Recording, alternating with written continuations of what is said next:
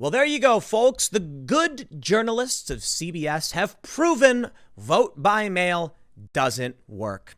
Okay, not that it doesn't work, but that the margin of error, in my opinion, is unacceptable. They found, I believe, a 3% margin of error. You see, what this here feller did over at CBS was they took a bunch of mock ballots, went around, I believe it was Philadelphia, and put the ballots in mailboxes, a bunch of different ones. Then they tried to see how long it would take to actually get the ballots to simulate vote by mail. First, the mail lost all of the ballots. I'm not kidding. They lost all of them. Apparently, the CBS reporter had to argue with them, and then finally somebody went and looked and found them, and then he found out that a bunch were missing. Eventually, most came in, but the margin of error was actually substantive. 3%. Hillary Clinton won the popular vote by 2%. Could you imagine what would happen if 3%, that's millions, literally millions of votes that would be gone? Yeah, I'm sorry, man. Vote by mail don't work because there's a lot of problems, okay? There's a lot of problems with vote by mail. Notably, and they point this out on the CBS report, many states are that your mail-in ballot has to be postmarked the day of the election, postmarked. Many are received day of the election. So what's been happening throughout the country is that 65,000 votes have been disqualified, not through any fault of the individuals, but because the post office, oopsie, got lost in the mail. Could you imagine? Listen. You ever hear the old joke where it's like when you owe, back in the day before there was the internet, you owed someone money and they'd be like, "Where's that check? That money you owe me must be lost in the mail," right? That's the joke. Could you imagine if you went to like a poll, to look up your records to make sure your vote went through and they couldn't find it and they were like, "I'm sorry, sir, your civil rights are lost in the mail." I'd be like, whoa, what? No way, dude. My vote counts. I have a right to vote. So does everybody else. This is going to create widespread voter disenfranchisement. And don't give me any arguments about long lines in polling stations or otherwise. I have a right to vote. And I want to see my vote handed to the person. I say, now you're responsible for it. The post office, they're going to lose it.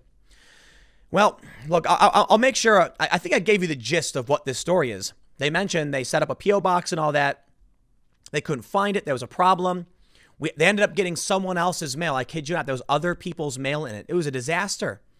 3% of the vote didn't come through. That's amazing, man. Well, here it is. I hope you're ready for November. Americans may not know who won the presidency or Senate on election night. Stark changes in voting behavior because of the coronavirus pandemic could lead to a delay in results if the election is close. No, it's going to result in lawsuits across the board that seemingly never end. And then there's going to be chaos and bedlam. This is going to happen, man. Think about it. If they missed 3% of the vote in this one mock election, imagine what's going to happen in all these different counties and jurisdictions when the mail-in ballots start flying around. Look, Trump may not have specifically come out and said the cities and the states and the post office won't be able to handle this properly. They will be overwhelmed. He did say fraud, China and stuff like that, and scandal. But look, the gist of what's being said by Republicans and Trump, I got to tell you, man, they are correct. They're correct. The gist of it is our election integrity is at risk. And maybe that's the intent. I have no idea. We're not going to have a clean victory for anybody, no matter what. There's going to be arguments in counties across the country. Do you think that Trump is just going to sit back and be like, in these 17 counties, votes are being disqualified? Nope. Lawsuit. I want them all counted. And they're going to say no. And then there's going to be the Supreme Court. And then ultimately, you know what might happen? This may be the strategy here from the Democrats to push for mail-in voting may be to create chaos. Just some speculation. Because they think Trump's going to win no matter what. So take the chaos. You know why? Because then if Trump's win is not clean, guess what's going to happen? Russiagate 4. Yes, that's right. 4. You know why we had Russiagate? Russiagate 2, Ukrainian Boogaloo. We briefly got Russiagate 3, big trouble for Trump with Little China. And then we're going to get tainted voter pool, mail-in voter chaos, Russiagate 4, whatever. I say Russiagate in the sense that They're trying to argue Trump didn't legitimately win, that he's cheating and colluding with these other countries. This one will be. Trump will win, and they'll say, no, he didn't. They'll say he didn't win. The votes in the lawsuit, we never got a proper count. Joe Biden's going to be, look here, fat. Here's the deal. Trump didn't win. He's not my president.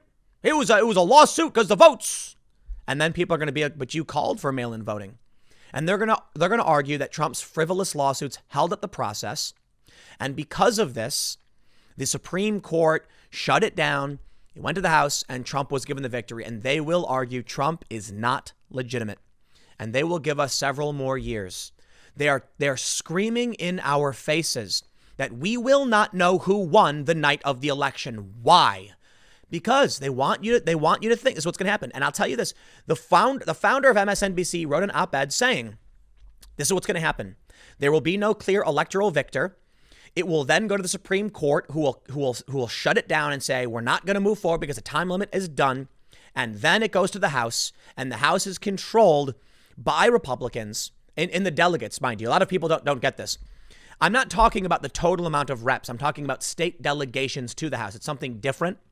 You have to look up the greater context, but the general idea is that there are, I believe, 26 delegations for the Republicans, 24 for the Democrats, and 1 is tied, Pennsylvania. This means Trump will win.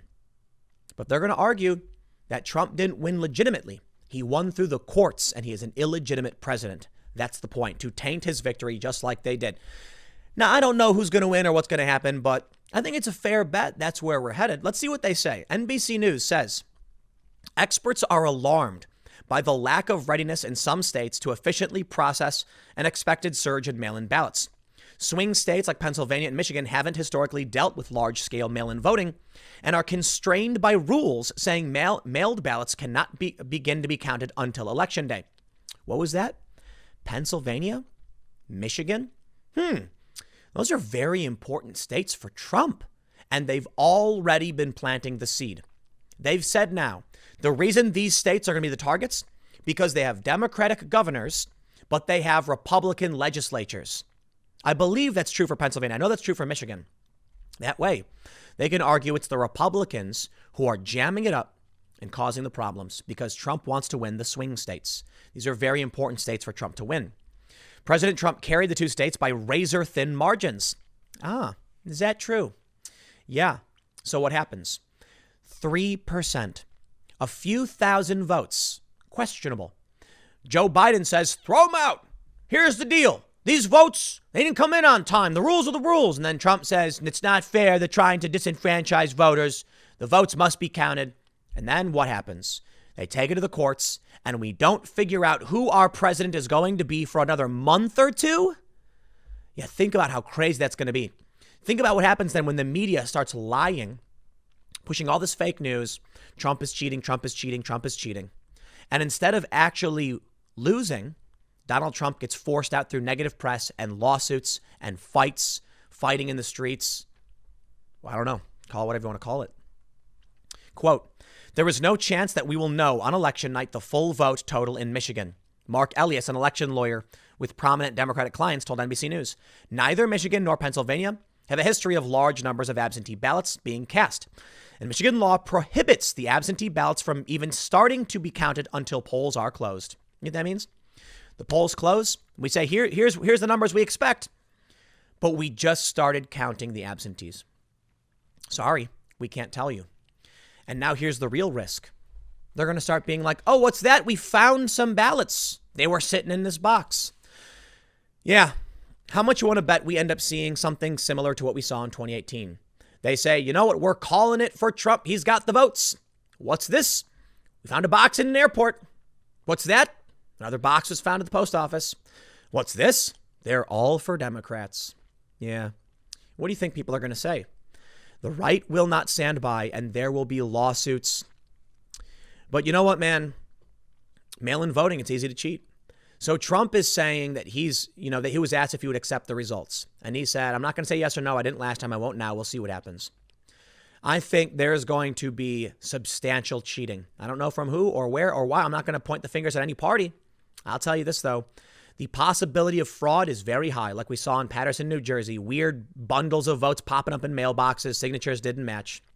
Then people who are legitimate voters get rejected. And it's going to be just outright chaos, man. Why? I don't know. I will tell you, though, there's some tomfoolery going on. And I don't trust anybody right now.